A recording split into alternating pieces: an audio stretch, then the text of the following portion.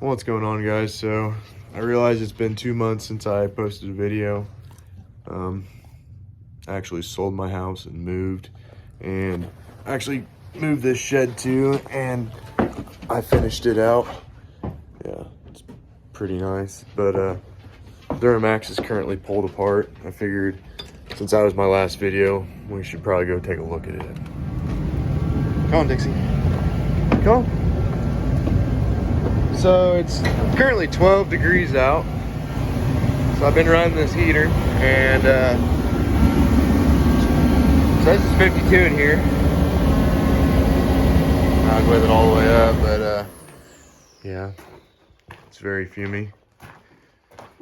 Anyway, so I got this thing all tore apart, and it was the head gaskets.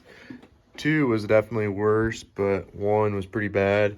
And also 7 and 8 were both blown as well. And it was like the fire ring split, and then it like pulled into the cylinder, and then that's how it was leaking into a coolant jacket, blowing it out the reservoir.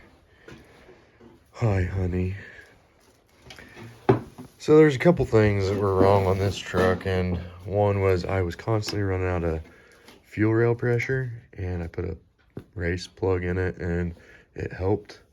So the truck didn't even have a plugged relief, so it would pop off really quick, and I would lose rail pressure bad, not only draining it with the injectors, but that relief would also leak, because I noticed a difference once I plugged it. But I also had this crack in the passenger side manifold. Had welded it once, and it made it for a couple months and cracked again. So I want to do new manifolds. I also want to pull these glow plugs out and replace them.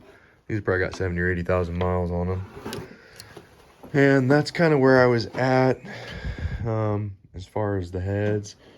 Fuel system wise, I wanted to get a lift pump and a new injection pump. I wasn't going to replace the injectors because, I mean, they were still running. But since they're out, I mean, I'm at least gonna have them checked, and if they are decent, if I have 1 or 2 bad, okay, but I'm gonna see if somebody can put a little bit bigger nozzles on my injectors. I don't know what prices are, but whatever the best financial part to put on the injectors or replace them, or whatever the route to go would be, is what I'm gonna do. Kind of had a hard time spitting that out because injectors are expensive. That's the one thing that really, really, really sets me back. Like, injection pumps a lot, and I'm just gonna run a Sportsman just so I don't have the RPM limitation, and that's $1,200. But injectors could be $2,000 to $5,000 or $6,000, depending on what size you want to go. So yeah, that worries me. But you know, I've been standing here looking at this thinking, man, I'm pretty close to just pulling this. Like, pull the starter off, take the torque converter bolts off, transmission bolts, and literally the lower mount. That's about it, really. I mean, this has to come out anyway because I'm doing all the work on the engine on the top end. I want the radiator and the intercooler to be clean. I mean, the engine's part, why not pull it out? So may as well pull the engine. And at that point in time, cam, reseal the front cover, crankshaft dampener, starter, and then may as well do push rods and valve springs. And high flow manifolds, valve springs will help for high RPMs, which this engine was spinning 4,000 RPMs, so I definitely see why the head gaskets were blown. It's got 343,000 miles. Atomization through the injectors were not that good because the injectors were turned up on pulse width, high RPMs. Injection pump ran out of fuel flow, like restricted manifolds, heat, like can't get that old exhaust gas out, like yeah, not good. So it went from like really rich to really lean, really rich, really lean all the time.